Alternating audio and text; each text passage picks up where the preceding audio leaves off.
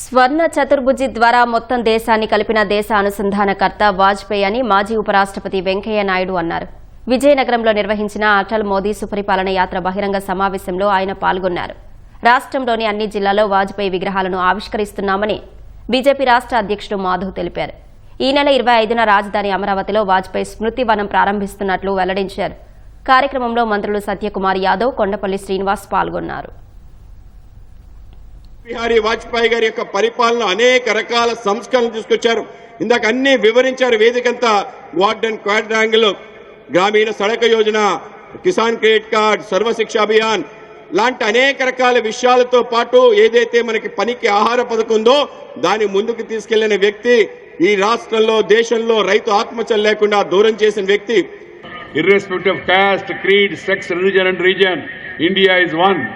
Attic నుంచి కటక్ వరకు, కన్యాకుమారి, కాశ్మీర్ వరకు ఈ దేశం అంతా ఒకటే ఇంటికి భావనను కల్పించే ప్రయత్నం చేశాడు. ఈ స్వర్ణ చతుర్భుజ యోజన ఇందాక చెప్పారు.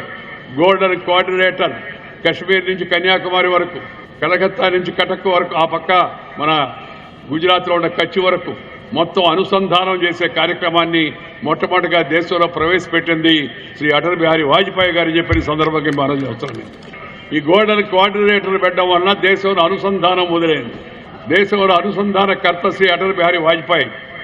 నేషనల్ హైవే కాదు, highway connectivity, rural connectivity, tele connectivity, television connectivity, port connectivity, political connectivity revolution తెచ్చిన వ్యక్తి శ్రీ అటల్ బిహారీ వాజ్పేయి. మనం వాజ్పేయి గారికి అర్పించే నివేళ ఏంటంటే విగ్రహం పెట్టి విగ్రహానికి పూలమానేసి నమస్కారం పెట్టడం కాదు.